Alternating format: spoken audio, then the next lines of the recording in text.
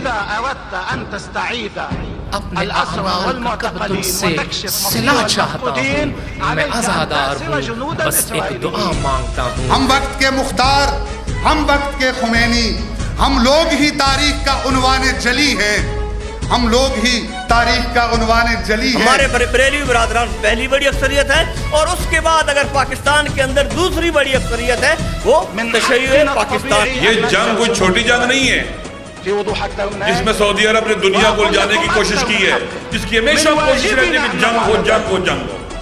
من واجبنا أن نفعل ذلك.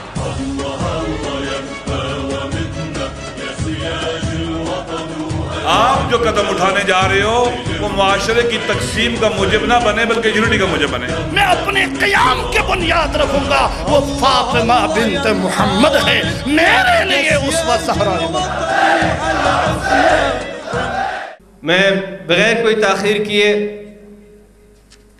جس برادر کو دعوت دینے جا رہا ہوں اور جس موضوع پر گفتگو کے لیے دعوت دینے جا رہا ہوں، وہ موضوع ہے دستور کی اہمیت اور ضرورت. کسی بھی جماعت اور تنظیم کا دستور بنیادی حیثیت رکھتا ہے جماعت کے اندر، تنظیم کے اندر. اس کی اہمیت کیا ہے، اس کی ضرورت کیوں ہے، کیوں یہ دستور بنائے جاتے ہیں، یہ آئین کس لیے ہوتا ہے. اس حوالے سے جس برادر کو ہم نے زحمت دی ہے، برادر وقار حیدر ایڈوکیٹ صاحب، میں گزارش کروں گا برادر وقار حیدر صاحب سے کہ وہ آئیں اور اس موضوع پر کہ دستور کی اہمیت اور ضرورت کیا ہے اس پر اظہار خیال کریں. بر محمد و آل محمد صلوات. جس نیک مقصد کے لیے ہم یہاں جمع ہوئے ہیں اس کی قبولیت کے لیے ایک بار پھر بلند آواز میں صلوات پڑھ دیجیے.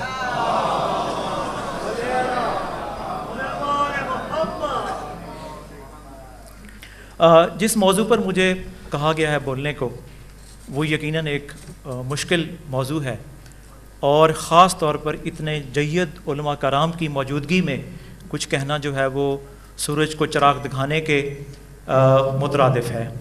میں کوشش کرتا ہوں میری آواز آپ تک پہنچ سکے.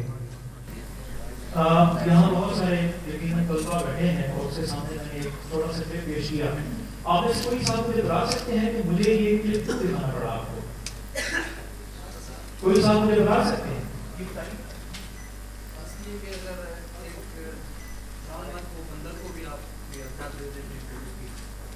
یقیناً آپ نے صحیح بات کی. جو میرا دکھانے کا مقصد تھا وہ یہ تھا کہ اگر دستور ہمارے پاس نہیں ہے یا دستور غلط ہاتھوں میں ہے تو اس کا استعمال بالکل ایسے ہی ہوگا جیسے کہ اس منظر ہے. اور ہمارے پاکستان میں یا پوری دنیا میں بالعموم اگر ہم کہیں تو کچھ ایسے ہی حالات جو ہیں وہ پیدا ہو چکے ہیں. اس وقت جو رکے ہیں وہ یقیناً بدروں کے ہاتھوں میں زیادہ ہیں اور اس کا استعمال جن پر ہو رہا ہے وہ یقین ہم ہی لوگ. بہرحال میں اپنے ٹاپک کی طرف واپس آتا ہوں اور آپ کے ساتھ کچھ یقیناً آپ سب لوگ جو ہیں وہ مجھ سے زیادہ قابل ہیں. یہ جو ورڈ کانسٹیٹیوشن ہے، دستور اردو کا ورڈ ہے، اس کے لیے جو انگلش کا ورڈ ہے وہ کانسٹیٹیوشن ہے. اس ورڈ کو ایک فرانسیسی اور فرانسیسی سے پہلے ایک لاطینی زبان کا ورڈ کانسٹیٹیوشو اس سے لیا گیا اور پھر یہ کانسٹیٹیوشن چلتا چلتا انگلش میں آیا اور پھر لیکن ہم اس کو دستور کہتے ہیں. اس کے بعد کچھ جورسٹ ہیں، کچھ قانون دان ہیں، انہوں نے اس کی کچھ تعریفیں کی ہیں. وہ ہم دیکھتے ہیں کہ انہوں نے کانسٹیٹیوشن یا آئین کی کیا تعریف کی ہے. آگے جائے گا بھائی. آپ جانتے ہیں کہ جو ویکیپیڈیا ہے وہ اس پر معلومات کا ایک بہت بڑا ذخیرہ ہمیں پرووائڈ کرتا ہے. تو ویکیپیڈیا کے اوپر اس کی جو تعریف بتائی گئی ہے وہ ہے A constitution is a set of fundamental principles. کہ یہ بنیادی، میں ساتھ ساتھ جو ہے وہ اردو میں بھی اس کو یقیناً سمجھاؤں گا اور ہمارا جو مین گفتگو رہے گی وہ یقیناً اردو کے اندر رہے گی. جو آئین ہے وہ بنیادی اصولوں کا مجموعہ ہے. فنڈامنٹل پرنسپلز بنیادی اصولوں کا مجموعہ ہے جو کہ اسٹیبلش کیے ہیں ایک اسٹیٹ نے، ایک ریاست نے. کیونکہ اس وقت جو ہم ڈیفینیشن دیکھتے ہیں وہ کسی تنظیم کے حوالے سے دیکھتے ہیں. یقیناً آگے چل کے ہم یہ بھی دیکھیں گے کہ مختلف تنظیموں کے بھی دستور ہوتے ہیں، لیکن اس وقت ہم ریاست کے دستور کی بات کر رہے ہیں. تو ریاست کے دستور میں جو ہمیں بتایا گیا ہے وہ یہ ہے کہ ریاست ان قوانین کو بناتی ہے. پھر آگے چل کے ہم یہ بھی دیکھیں کہ ہمارا دستور کیا ہوگا. جی آگے کیجیے.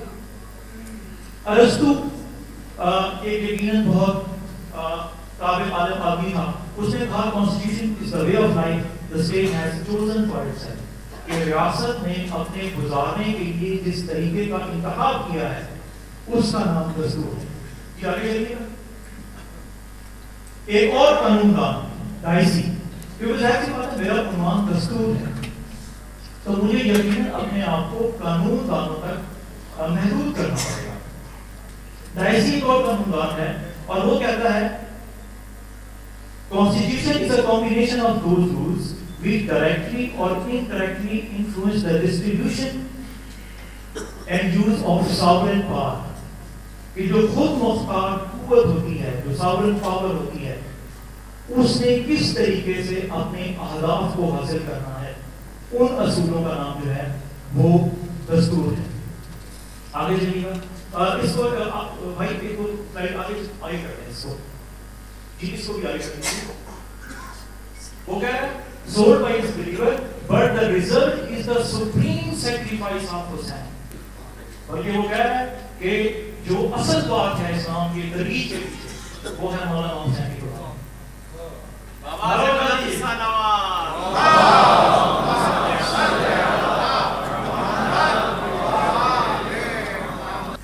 اور پھر یہ اینڈرسن کلارک نے کہا if Hussein was one of us. اب دیکھیے ایک مسلمان کہہ رہا ہے کہ اگر حسین ہم میں سے ہوتے we would have put a flag and a minaret for him in every part of the earth and called people to Christianity. تو وہ کہتا ہے کہ دنیا میں ہر جگہ ہم اپنے جھنڈے لگاتے ہیں. لیکن آپ دیکھیں ہم نے لوگ کے ساتھ کیا ہمارے پاس علم ہے تو یقیناً ہم اس بات کو ہم رد کر سکتے کہ ہمارے پاس علم ہے، ہمارے پاس رسائیں ہیں. یہ آگے چلے گا. اب اگر آپ حسینیت اور جو میں نے بات کی جو ہم نے چیزیں پڑھی اگر اس کے قریب ترین اگر ہم چلے جائیں اور اگر ہم اپنی مجلس وحدت عمل کا منشور پڑھیں تو میرے خیال میں ہمارے لیے بہت قریب ترین جو ہے وہ جو چیز ہے وہ پڑھیں. مجلس وحدت عمل کی بالکل.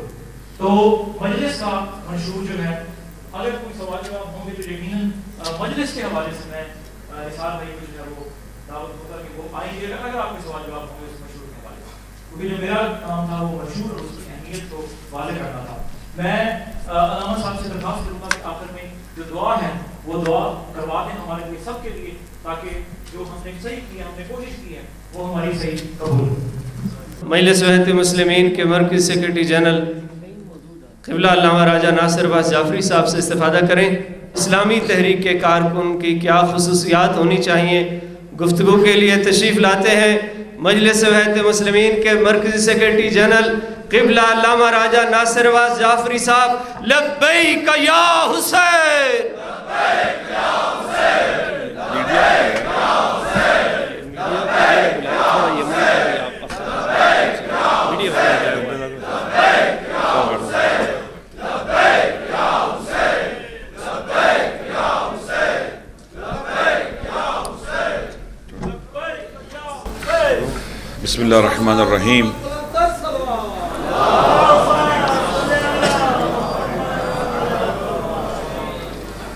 الحمدللہ والصلاة والسلام علی رسول اللہ وآلہ آل اللہ واللعنۃ دائمۃ علی اعدائہم اعداء اللہ من یوم عداوتہم الی یوم لقاء اللہ. اما بعد،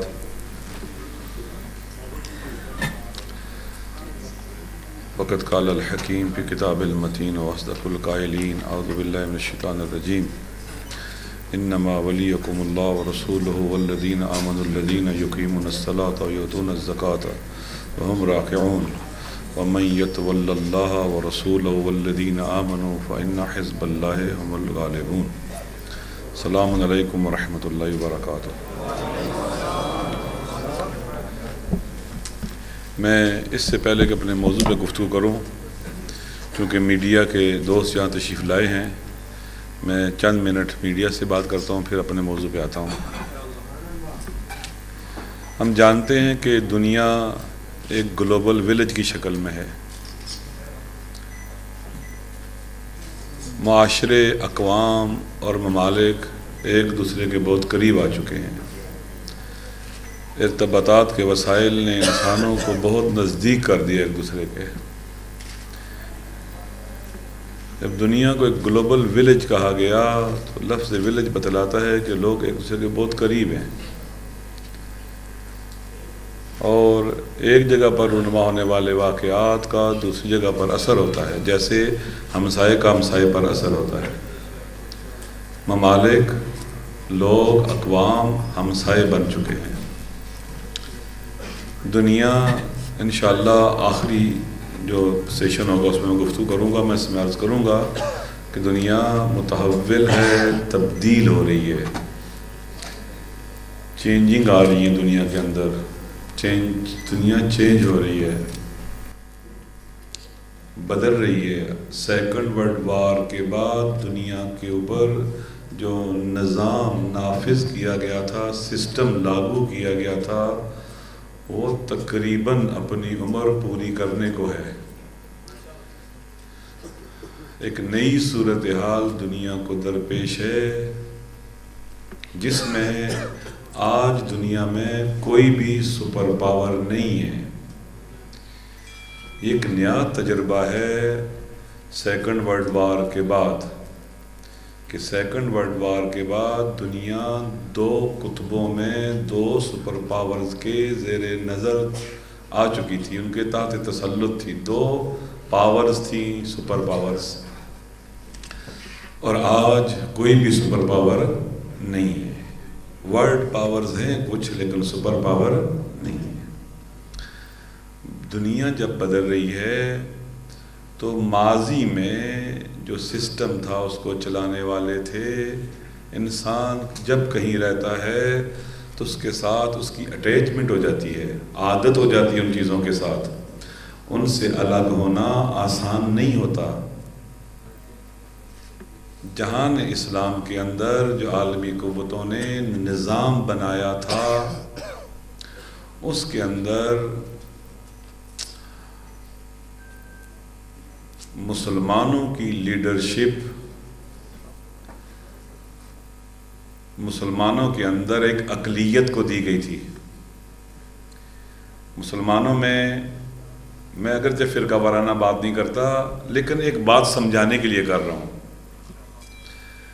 تاریخی طور پر دو مکتب فکر تھے، شیعہ اور سنی، اہل سنت اور اہل تشیع۔ وقت گزرنے کے ساتھ ساتھ ایک نیا مکتب فکر وجود میں آیا جہان اسلام میں، جس کو ہم کیا کہتے ہیں؟ البتہ افراطی طبقہ، ایکسٹریمسٹ طبقہ ہمیشہ سے رہا، یہ وجود میں آیا، اور چونکہ سوسائٹی کے اندر افراط اور ایکسٹریمزم زیادہ عرصہ نہیں چل سکتا، یہ وجود میں آتے ہیں اور پھر آہستہ آہستہ یا معتدل ہو جاتے ہیں یا مٹ جاتے ہیں، ختم ہو جاتے ہیں۔ جیسا کہ خوارج ایک ایکسٹریمسٹ طبقہ تھا اسلامی معاشرے کے اندر، جو آہستہ آہستہ خوارج جو ہیں یا وہ معتدل ہو گئے یا اپنا اجتماعی اثر کھو بیٹھے۔ معاصر زمانے میں جہان اسلام کے اندر جو ایکسٹریمسٹ طبقہ وجود میں آیا وہ وہابیت تھی، جس کا مرکز سعودی عرب تھا، اور اس وہابیت کو جہان اسلام کی قیادت سونپی گئی۔ اس وہابیت کی کوکھ سے ایکسٹریمزم پھیلا، انتہا پسندی پھیلی، دہشت گردی پھیلی، تکفیریت پھیلی، نفرتیں، تفرقے اور ناامنی، انہیں جہان اسلام کا رہبر بنایا گیا۔ لیڈ کرنے کی ذمہ داری ان کے حوالے کی گئی۔ انشاءاللہ میں کل تفصیل سے عرض کروں گا، فقط آج پریس کانفرنس سے مربوط کرتے ہوئے، جب دنیا بدل رہی ہے تو وہ طبقہ جو جہان اسلام کا لیڈ کرنے والا طبقہ تھا یعنی وہابیت، وہ بھی اپنے آپ کو، چونکہ جب عالمی قوت امریکہ سپر پاور نہیں رہا اور اپنی طاقت کھو بیٹھا ہے، تو بالطبع جن کا تکیہ امریکہ پر تھا وہ بھی کمزوری محسوس کرتے ہیں۔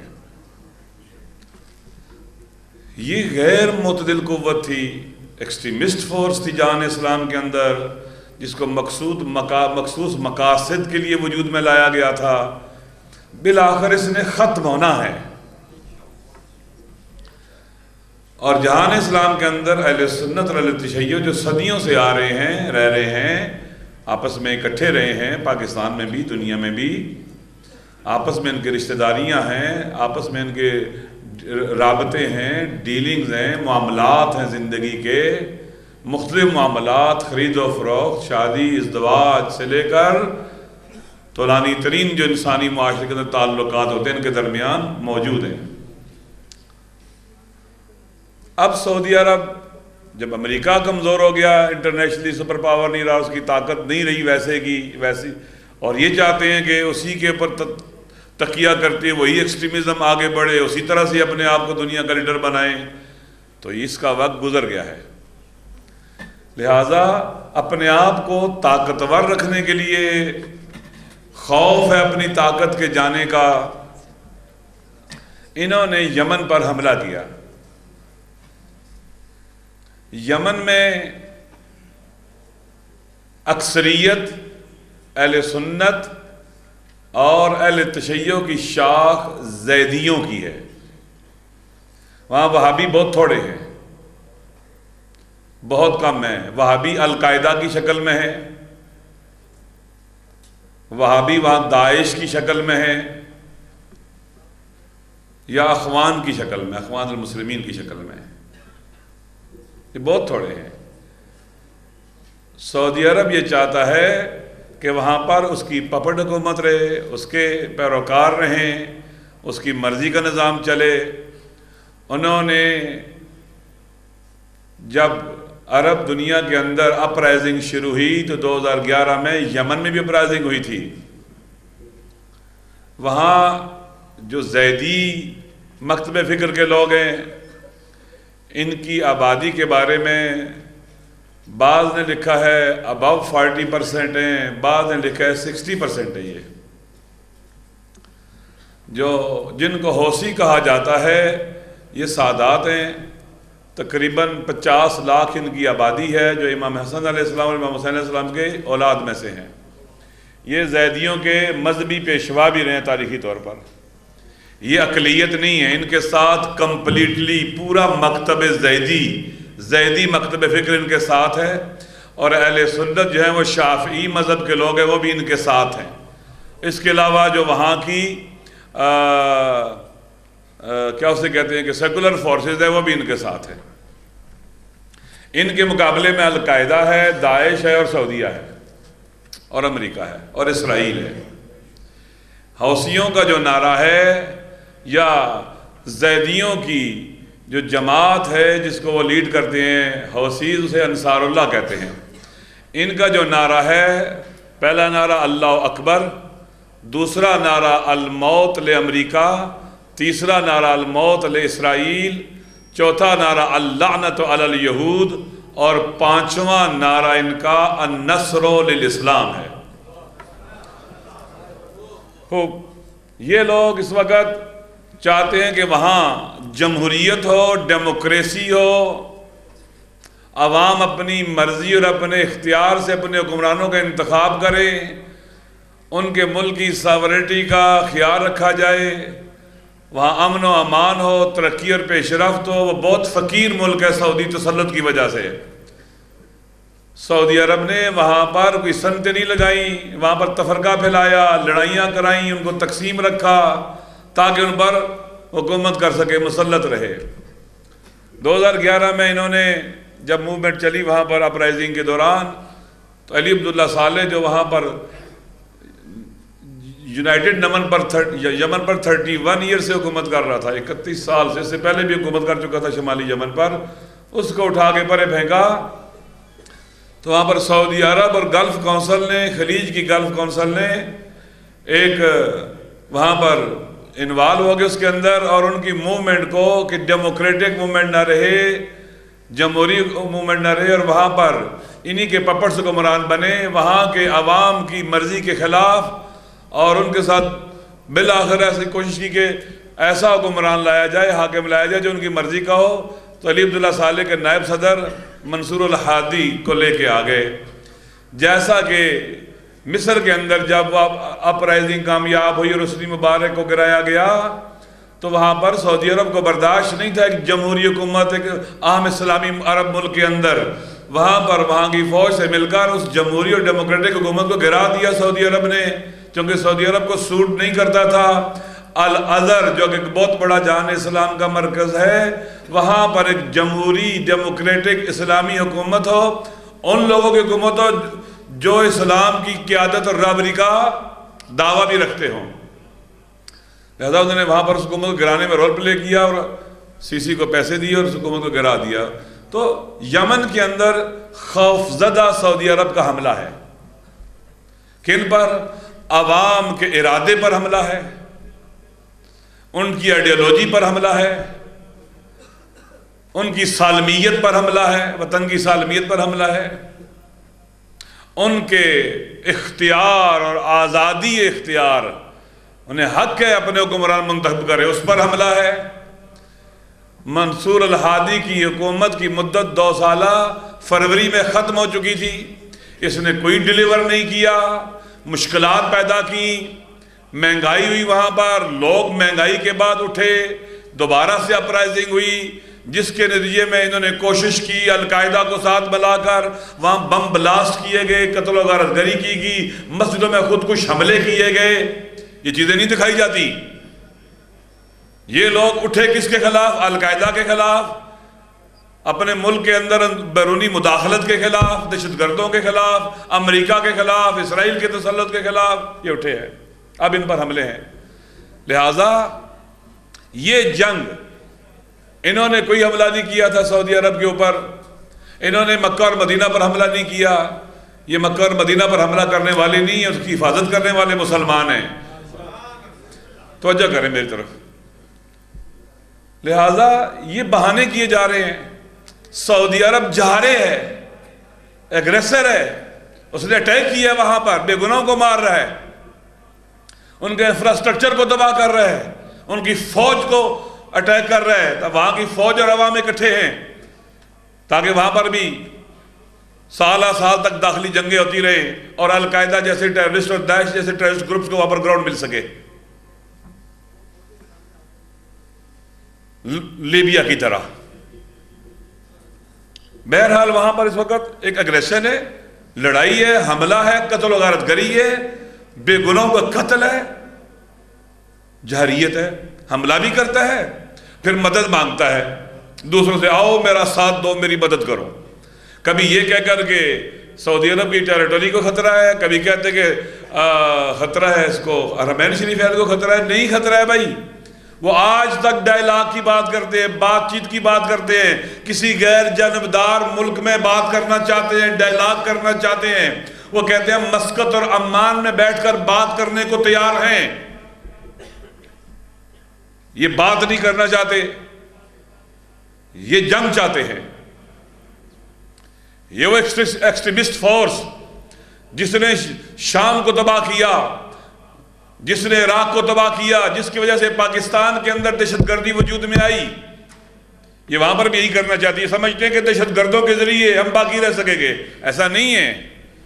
لہٰذا اس وقت وہاں جو ہو رہا ہے ایک اگریشن ہے، ہم اس کی مذمت کرتے ہیں.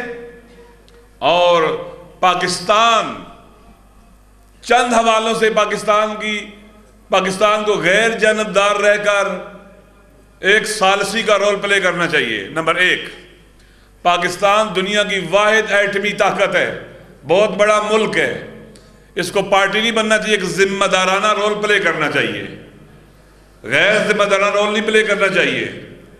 نمبر 1 کہ طرف نہ بنے، پارٹی نہ بنے، ثالثی کا رول پلے کرے، جہان اسلام کے اندر جنگوں کے خاتمے کی کوشش کرے، مسلمانوں کے خون کو جو بے دردی سے بہایا جا رہا ہے اس کا راستہ روکے پاکستان. نمبر 1، بس پاکستان ایک ایٹمی طاقت ہے، اس کو اس کا حصہ نہیں بننا چاہیے، بلکہ بے طرف رہ کر اس چیز کو حل کرنا چاہیے۔ نمبر 2، پاکستان اندرونی طور پر خود اس وقت ایک بڑی جنگ کا شکار ہے، یہاں جنگ ہو رہی ہے، ہمارا ایسٹرن بارڈر بھی، وہاں پر بھی ہمیں فوج چاہیے، ویسٹرن بارڈر پر فوج چاہیے، اور ملک کے اندر بھی فوج چاہیے ہمیں۔ ایک بڑی جنگ دہشت گردوں کے خلاف پاکستان کے اندر لڑ رہے ہیں، اور ہمارے مشرقی اور مغربی بارڈر محفوظ نہیں ہیں۔ یعنی یہ کوئی عقل مندی نہیں ہے کہ ہم اپنی فوج اٹھا کے وہاں بھیج دیں، یہ درست نہیں ہے، وَإِلَّا اس جنگ سے جو ہمارے ملک کے اندر ہم ڈائیورٹ ہو جائیں گے، ہماری توجہ ہٹ جائے گی، یہ درست نہیں ہے۔ میں نے سنا ہے کہ وزیرستان کے اندر جو آپریشن کرنے والی فورس ہے پہاڑی علاقوں میں، سعودی عرب کی ڈیمانڈ وہ فوج ہے جو تجربہ کار ہے، یہ ہمیں چاہیے وزیرستان فاٹا اور ایجنسیز کے اندر دہشت گردوں سے لڑنے کے لیے، یہ ویل ٹرینڈ فورس مانگ رہے ہیں۔ لہذا دوسری بات، دوسری وجہ نہ جانے کی یا نہ فوج بھیجنے کی یہ ہے کہ ہمارا اپنا ملک حالت جنگ میں ہے۔ آپ ہمارے آرمی چیف اعلان کر چکے ہم حالت جنگ میں ہے، ہمارا پرائم منسٹر اعلان کر چکے ہم حالت جنگ میں ہے، ہمارا وزیر دفاع اعلان کر چکے ہم حالت جنگ میں ہے۔ تو جب آپ کے اپنے ملک میں جنگ ہے تو یہ کہاں کی عقل مندی ہے کہ اپنی فوج اٹھا کے باہر بھیج دیں یہاں سے؟ درست نہیں ہے۔ تیسری بات، اگر یہ ایسا کریں گے ہم ظلم کا ساتھ دیں گے، ہم بے گناہوں کے قتل میں ان کے ساتھی بنیں گے، اور یہ درست نہیں ہے۔ نہ دین، قانون، اخلاق، کوئی چیز بھی اس کی اجازت نہیں دیتی۔ ہمیں یہ نہیں کرنا چاہیے، ظلم میں شریک نہیں ہونا چاہیے ہمیں۔ ہم پہلے افغانستان میں شریک ہوئے اور آج تک اس کو بھگت رہے ہیں۔ چوتھی وجہ، یہ جنگ کوئی چھوٹی جنگ نہیں ہے جس میں سعودی عرب نے دنیا کو الجانے کی کوشش کی ہے، جس کی ہمیشہ کوشش رہتی ہے کہ جنگ ہو جنگ ہو جنگ ہو، ہمیشہ اس کی کوشش سے جنگ رہے۔ اسرائیل اور سعودی عرب دو ملک ایسے ہیں جو ہمیشہ جنگ چاہتے ہیں، امن نہیں چاہتے، یہ چاہتے کہ ملکوں کو نام رکھا جائے پیسے کے بل بوتے پر اور سازشوں کے بل بوتے پر۔ تو گویا ہم وہاں جاتے ہیں، اس کا مطلب ہم جنگ چاہتے ہیں، ہم جنگ طلب ہیں، ہم جنگ کو آگے بڑھانا چاہتے ہیں، جنگ کے شعلوں کو پھیلانا چاہتے ہیں۔ یہ نہیں کرنا چاہیے ہمیں، غلط کام ہے یہ، اس طرف نہیں ہمیں جانا چاہیے کہ ہم جنگ کے شعلوں کو پھیلائیں، جلتی پہ تیل کا کام کریں، وہاں اور آگ ڈالیں اور ایندھن ڈالیں جا کر وہاں پر، درست نہیں ہے، نہیں ہونا چاہیے یہ جنگ اگر اسی طرح سے حساس بن سکا علاقہ ہے وہ، تو یہ جنگ پھر پھیلے گی، جگہ جگہ پہنچے گی، ہم اس کی شعلوں کو پھر نہیں بجھا سکیں گے، پھر بین الاقوامی قوتیں آئیں گی، وہ انوالو ہوں گی، اور ہمیں اپنا ہاؤس مسلمانوں کو ان آرڈر کرنا چاہیے۔ کسی نے اچھا لکھا کہ اگر یہ مسئلہ حرمین شریفین کا ہے تو پھر عرب لیگ کا اجلاس کیوں ہوا؟ OIC کا اجلاس ہونا چاہیے تھا۔ حرمین شریفین کی عرب لیگ کے ہیں وقت، یہ درست نہیں ہے۔ لہٰذا یہ پانچویں بات، افغانستان کے اندر ہم نے جن ٹیررسٹ قوتوں کو سپورٹ کیا، طالبان کو، اور ان کو باقاعدہ تسلیم کیا تھا ہم نے، انہوں نے افغانستان کے اندر مخالف مکتب فکر کے لوگوں کا قتل کیا، وہاں پر انہیں مارا، ان کے گھروں کو لوٹا، ان کے بچوں کو، ان کی ناموس پر حملے کیے، بالخصوص اہل تشیع کو اور ہزارہ قبیلے کے لوگوں کو، وہاں پر ان کی ناموس کو کنیزیں بنا کر بیچا گیا۔ یہ باتیں اس وقت ممکن ہے میڈیا نہیں تھا، لوگوں کو پتہ نہیں چلی، اب تاریخ اب کتب میں پڑھتے ہیں، واقعات میں پڑھتے ہیں۔ لہذا یہ ایک ایکسٹریمسٹ فورس، ایک القاعدہ، داعش جیسی قوتوں کو یمن کے اندر طاقتور کرنا، ان کو سپورٹ کرنا، آپ جانتے ہیں سعودی عرب نے اٹیک شروع کیے، القاعدہ نے وہاں پر مختلف جگہوں پر قبضے کرنے شروع کیے، ایک زندان، ایک کیا اسے کہتے جیل پر حملہ کیا، وہاں سے دہشت گردوں کو آزاد کرایا، اور خطرناک دہشت گردوں کو آزاد کرایا وہاں سے۔ آپ دہشت گردوں کو سپورٹ کرنا چاہتے ہیں، وہاں پر ان کی ناموس سے کھیلنا چاہتے ہیں، یہ قاتل ان کی ناموس سے کھیلیں، جو ان کو کافر سمجھتے ہیں یہ دہشت گرد، یہ القاعدہ کے لوگ، یہ لوگ وہابی سوچ اور یہ القاعدہ کے لوگ اور سعودی عرب کی آئیڈیالوجی وہاں کے شافعی مسلک اہل سنت کو مرتد کہتے ہیں، زیدیوں کو رافضی کہتے ہیں، اور وہاں کے سیکولر لبرل طبقے کو مشرک کہتے ہیں، سب کو ختم کرنا چاہتے ہیں۔ لہذا ہمارا ملک پہلے ہی کرائسس کا شکار ہے، ہمیں ان چیزوں کا حصہ نہیں بننا چاہیے، اور سعودی عرب صاحب کو اپنا نواز شریف صاحب کو جاننا چاہیے کہ وہ پاکستان کے کنگ نواز شریف نہیں ہیں، سعودی عرب کے کنگ کی طرح کہ اس نے رات کو خواب میں دیکھا اٹیک کا حکم دے دیا، جنونی کام، دیوانوں والا کام، حملے کا حکم۔ عقل مند آدمی نہیں کرتے ایسے، ڈائلاگ کو وقت دیتے ہیں، جنگ لڑو گے پھر بھی ڈائلاگ کرو گے، اینڈ ڈائلاگ پر ہے۔ لہذا پاکستان ہے، یہاں کے عوام بیدار ہیں، یہاں پر ایک ایسی جنگ میں جو سعودی عرب نے جس کی آگ لگائی ہے اور صرف آئیڈیالوجی کی بنیاد پر وہاں کے لوگوں کو مارنا چاہتا ہے سعودی، اور حرمین شریفین کو کوئی خطرہ نہیں ہے، اور مسلمانوں کی مقدس مقامات ہیں، حج کرتے ہیں، زیارت کرتے ہیں، عمرہ کرتے ہیں، اور خود سعودیوں نے وہاں کے مقدس مقامات کو گرایا ہے۔ وہاں داعش سے خطرہ ہے، داعش کے ابوبکر بغدادی نے کہا تھا ہم گرائیں گے جا کر، نہیں بولے یہ آئیڈیالوجی جو سعودی عرب کی آئیڈیالوجی ہے، یہ مزارات مقدسہ اولیاء کے مزار گرانے والی ہے، اسی لیے پاکستان میں آپ دیکھیں گے مزارات مقدسہ اولیاء اللہ کے مزار پر بم بلاسٹ کیے جاتے ہیں۔ بہرحال لہٰذا پاکستان کو اپنی فوج نہیں بھیجنی چاہیے، اس کا حصہ نہیں بننا چاہیے جنگ کا۔ اگر یہ بنیں گے تو پھر پاکستان کی عوام کے آگے جواب دہ ہوں گے، اس کے تمام عواقب کے ذمہ دار نواز شریف ہوگا، اور وہ لوگ جو اس فیصلے میں اس کے ساتھ شریک ہوں گے یہ ذمہ دار ہوں گے، اور قوم ان سے جواب لے گی اور ان کو کبھی معاف نہیں کرے گی۔ دو موضوع، تنظیمی آفات اور پھر تنظیم میں کام کرنے والے، اسلامی تنظیم میں کام کرنے والے افراد کی خصوصیات اور صفات، ایک بہت وسیع موضوع ہے۔ میں پہلے تنظیمی آفات کو بیان کروں گا، اگر وقت بچا تو انشاءاللہ اس موضوع کو بیان کروں گا۔ ایک درود پڑھ لیجئے محمد والے محمد پر۔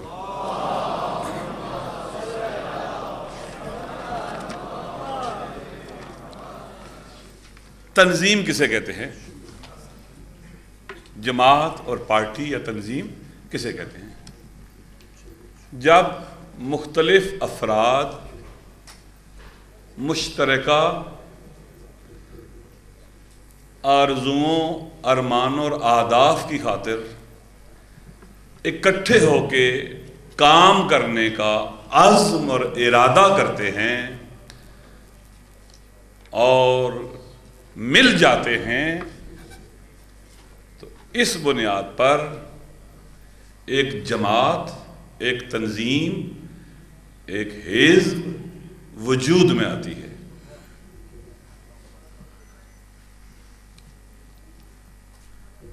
کون سی چیز ان کو اکٹھا کرتی ہے؟ ان کی کچھ آرزویں ہیں، کچھ ارمان ہیں، کچھ اہداف اور مقاصد ہیں، جس کی بنیاد پر یہ اکٹھے ہو جاتے ہیں۔ یہ اہداف، آرزویں اور ارمان مقناطیس کا کام کرتے ہیں، جو مختلف جگہوں پر بکھری قوت کو جذب کرتے، اکٹھا کرتے ہیں اور انہیں ایک جگہ جمع کر دیتے ہیں۔ اس سے ایک تنظیم، ایک جماعت وجود میں آتی ہے، اور یہ ایک نیچرل، فطری اور عقلائی پروسیس ہے۔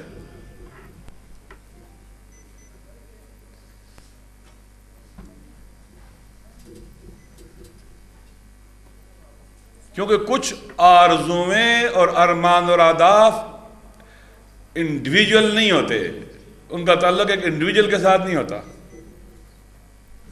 وہ اجتماعی ہوتے ہیں۔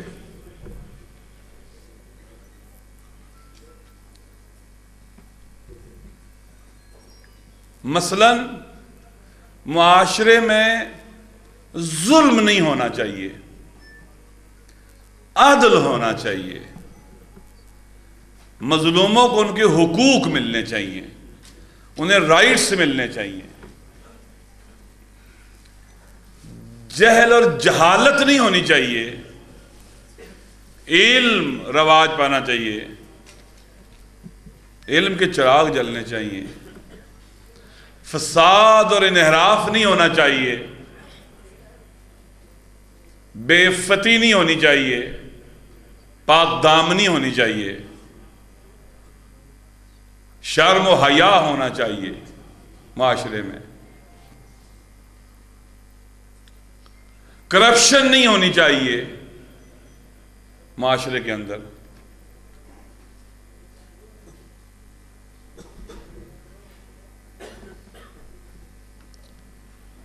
اس طرح کی مختلف آرزویں اور ارمان اور مقاصد۔ ممکن ہے کہ آدمی کراچی میں، ایک لاہور میں، ایک اسلام آباد میں، کہاں ہے، یہ مشترکہ آرزویں جو ہیں ان کو کیا کرتی ہیں، اکٹھا کر دیتی ہیں۔ اس اکٹھا ہونے کے ذریعے میں ایک گروہ، ایک جماعت وجود میں آتی ہے۔ تو ہم وہ لوگ ہیں جنہیں کچھ مشترکہ آرزوؤں اور ارمانوں اور مقاصد نے ایک جگہ لا کے اکٹھا کر دیا ہے۔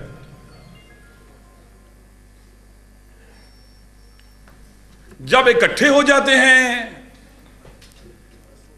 تو پھر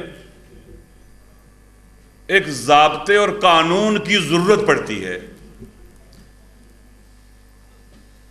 تاکہ جو لوگ اکٹھے ہیں، 500 ہیں، 1000 ہیں، 10,000 ہیں، جتنے بھی ہیں، 1 لاکھ ہے، 20 لاکھ ہیں، تاکہ وہ ایک ضابطے کے تحت، ایک قاعدے کے تحت اب تقسیم کار کریں اور اپنی اپنی ذمہ داریوں کو انجام دیں۔ وہ ضروری ضوابط اور قوانین دستور کی شکل میں مہیا کیے جاتے ہیں تاکہ ان عالی ترین مقاصد کو ہم حاصل کر سکیں، ایک نظم کے تحت، ایک انضباط کے ساتھ، ایک نظم کے ساتھ ہم اس طرف سفر کریں، یعنی ہماری حرکت منظم حرکت ہو، منتشر حرکت نہ ہو، ہمارے اقدامات منظم اقدامات ہوں، منتشر اقدامات نہ ہوں۔ خوب، جب اکٹھے مل کر کام کرنا ہے، اکٹھے رہنا ہے، تو پھر اکٹھے رہنے کی کچھ خوبیاں بھی ہیں اور پھر کچھ مسائل بھی جنم لے سکتے ہیں تنظیم اور جماعت کے اندر۔ جیسے کہ انسان صحت مند انسان بھی ہوتا ہے اور بیمار انسان بھی ہوتا ہے، اس کو بیماریاں بھی لگ جاتی ہیں انسان کو،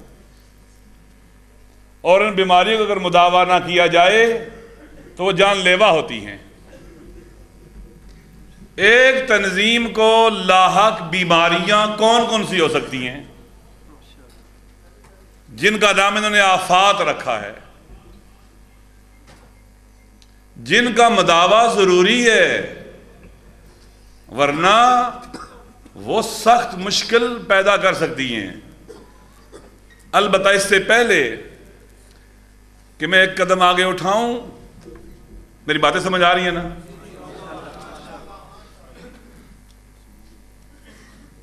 تنظیمیں 2 طرح کی ہوتی ہیں، ایک الہی اہداف کے لیے اور ایک غیر الہی اہداف کے لیے۔ ہم الہی اہداف کی بات کرتے ہیں۔ اہداف، آرزوؤں اور ارمانوں کو دیکھتے ہوئے تنظیموں کی شناخت اور پہچان ہوتی ہے، یہ ذہن میں رکھ لینا۔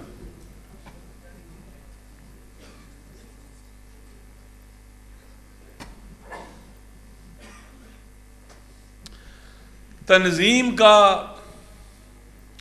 کچھ مسائل تنظیم کے اندر داخلی طور پر آفات ہیں اور مشکلات اور بیماریاں، کچھ ممکن ہے تنظیم موجب بنے سوسائٹی اور معاشرے کے اندر بعض مشکلات پیدا کرنے کی، سوسائٹی کے اندر جس میں وہ کام کرنا چاہتی ہے۔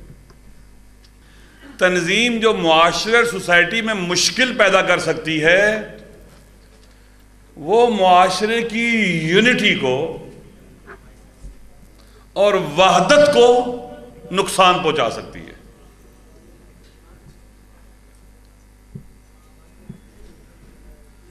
معاشرے کی یونٹی اور وحدت کو نقصان پہنچا سکتی ہے ایک تنظیم.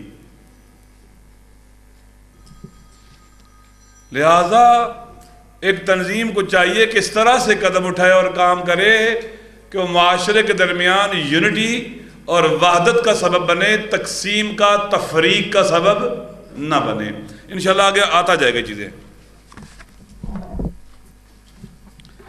سوسائٹی کو سمجھنا، معاشرے کو سمجھنا، اس کی نفسیات کو سمجھنا، اس کی آرزوؤں کو سمجھنا، اس کی امنگوں کو سمجھنا، اس کے اندر ڈفرینسز کو سمجھنا بہت ضروری ہے.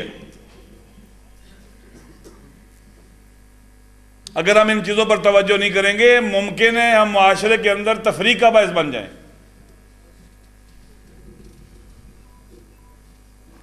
یعنی فارسی میں کہتے ہیں کہ جامعہ شناسی ہونی چاہیے، سوسائٹی کی درست شناخت اور پہچان ہونی چاہیے.